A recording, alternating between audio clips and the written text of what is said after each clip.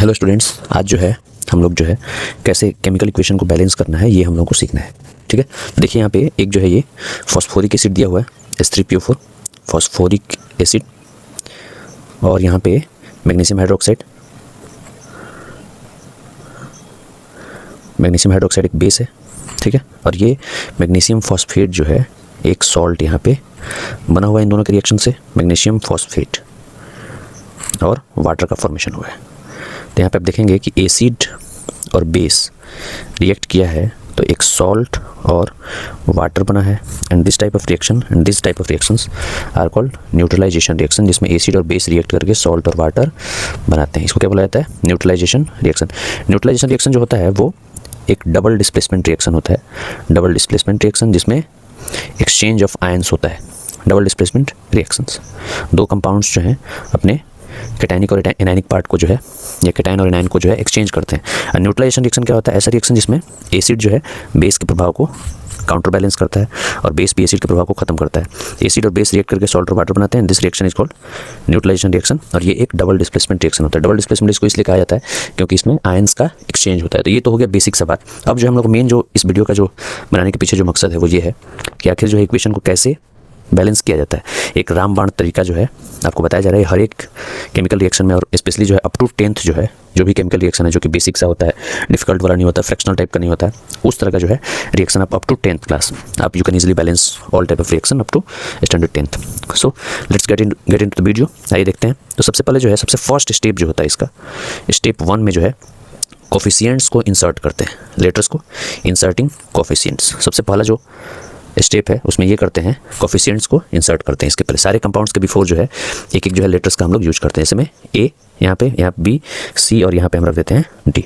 ठीक है, तो इसके बाद से जो है अब ए बी सी डी रख दिए। अब इसके बाद से क्या करते हैं सेकंड स्टेप में, स्टेप सेकंड में क्या करते हैं, नंबर ऑफ एटम्स जो है काउंट करना। अलग अलग एलिमेंट्स जो हैं उनके कितने नंबर ऑफ एटम्स इसके अंदर मौजूद हैं। जैसे इसमें हाइड्रोजन है तो हाइड्रोजन यहाँ पे कितने टाइम्स दिखाई दे रहा है आपको, देखिए 3 इंटू ए, 3 को ए से मल्टीप्लाई करेंगे तो हाइड्रोजन का संख्या निकलेगा। यहाँ पे 2 इंटू बी, 2b टाइम्स है हाइड्रोजन, और यहाँ पे जो है हाइड्रोजन जो है 2d टाइम्स है, तो इज इक्वल टू 2d लिख देंगे। ये रिएक्टेंट साइड का जो है नंबर ऑफ हाइड्रोजन आइटम्स है, और ये प्रोडक्ट साइड का। इसके बाद से देखेंगे कि फॉस्फोरस कितना है, तो फॉस्फोरस यहाँ पे जो है a टाइम्स लाई कर रहा है, तो a इज इक्वल टू यहाँ पे जो है फॉस्फोरस जो है 2c टाइम्स लाई कर रहा है, तो क्या लिख देंगे हम लोग 2c। इसके बाद से देखेंगे कि ऑक्सीजन कितना है, तो ऑक्सीजन यहाँ पे जो है 4a टाइम्स है, कोफिशिएंट से मल्टीप्लाई करते हैं। ठीक है, तो यहाँ पे क्या हो जाएगा 4a ऑक्सीजन इधर हो जाएगा, अब प्लस यहाँ पे कितना है ऑक्सीजन, तो 2b टाइम्स है, 2b लिख देंगे, इज इक्वल टू यहाँ पे ऑक्सीजन कितना है 4 2 8 और c 8c, और यहाँ पे ऑक्सीजन कितना है तो प्लस d। ये हो गया। इसके बाद से जो है लास्ट आपका जो एटम है वो है मैग्नीशियम एटम, तो इधर जो मैग्नीशियम है वो b टाइम्स है, और इधर मैग्नीशियम जो है वो 3c टाइम्स है, 3c टाइम्स। इसके बाद से जो है थर्ड स्टेप में हम लोग ये देखेंगे कि थर्ड स्टेप में देखेंगे कि मैक्सिमम नंबर ऑफ टाइम्स जो है कौन सा कोफिशिएंट ऑकर कर रहा है, कौन सा लेटर जो है इसमें मैक्सिमम, या कौन सा वेरिएबल जो है इसमें maximum number of times occur कर रहा है।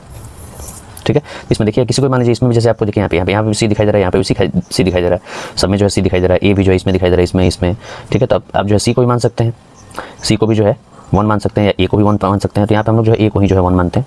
ठीक है, तो जब ए को 1 मानिएगा तो इस वाले इक्वेशन से आप देखिएगा तो ए इज इक्वल टू 2c है, यानी कि 2c का वैल्यू जो है 1 के बराबर हो जाएगा, क्योंकि ए का वैल्यू यहाँ पे हम लोग जो है 1 माने हुए हैं, तो c का जो वैल्यू आएगा हमारे यहाँ पे 1/2 निकल जाएगा। एक कोफिशिएंट का वैल्यू निकल गया। इसके बाद से जो है अब ये c/2 जो है इस वाले इक्वेशन में c का वैल्यू जो है 1/2 जो है रखते हैं, तो b का वैल्यू यहाँ से क्या निकलेगा, तो 3 इंटू 1/2, तो 3 इंटू 1/2 क्या हो जाएगा 3/2, b का वैल्यू निकल गया।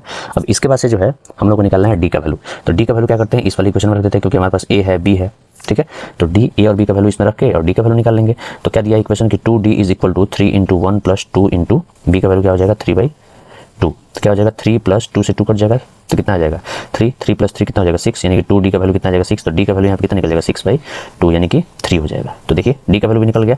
अब जो है क्या करेंगे हम लोग, तो यहाँ पे हम लोग जो है ए का वैल्यू जो है अभी तक निकाले हैं। ए का वैल्यू तो हम लोग ए जो है 1 को माने थे। ठीक है, ए जो है ए का वैल्यू हम लोग 1 माने थे। इसके बाद से जो है बी को जो है बी निकाले हैं, फाइंड आउट किए हैं 3/2, सी का वैल्यू जो है 1/2, और डी का वैल्यू जो है हम लोग 3 लाए हैं। तो अब ये जो ए बी सी डी ये जो कोफिशिएंट्स इनका वैल्यू जब आ गया है तो हम लोग क्या करते हैं इक्वेशन में पुट करके देखते हैं। तो H3PO4 था फॉस्फोरिक एसिड, जब मैग्नीशियम हाइड्रोक्साइड से रिएक्ट करता है तो ये क्या बनाता है मैग्नीशियम फॉस्फेट बनाता है। ठीक है। PO4 का वैलेंसी जो है +3 होता है, याद रखिएगा, इसको -3 होता है, सॉरी।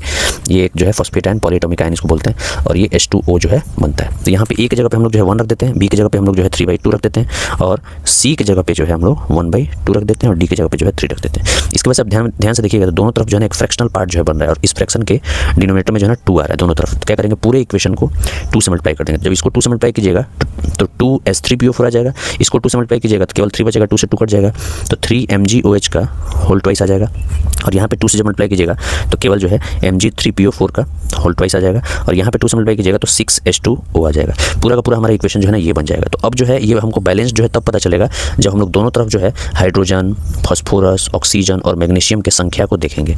तो on the reactant side, if you look at the number of this atoms on the reactant and product side, what we will get, तो लेट्स फाइंड आउट। आइए हम लोग इसको पता करते हैं, देखते हैं। तो इसमें हाइड्रोजन जो है, देखिए इधर में जो हाइड्रोजन कितना है, 3 दूना 6, 3 2 6, एंड यहाँ पे जो है 2 और 3 6, तो 6 + 6 कितना हो गया, 12। और यहाँ पे हाइड्रोजन जो है 6 2 कितना है, 12। तो ये तो हाइड्रोजन बैलेंस हो गया।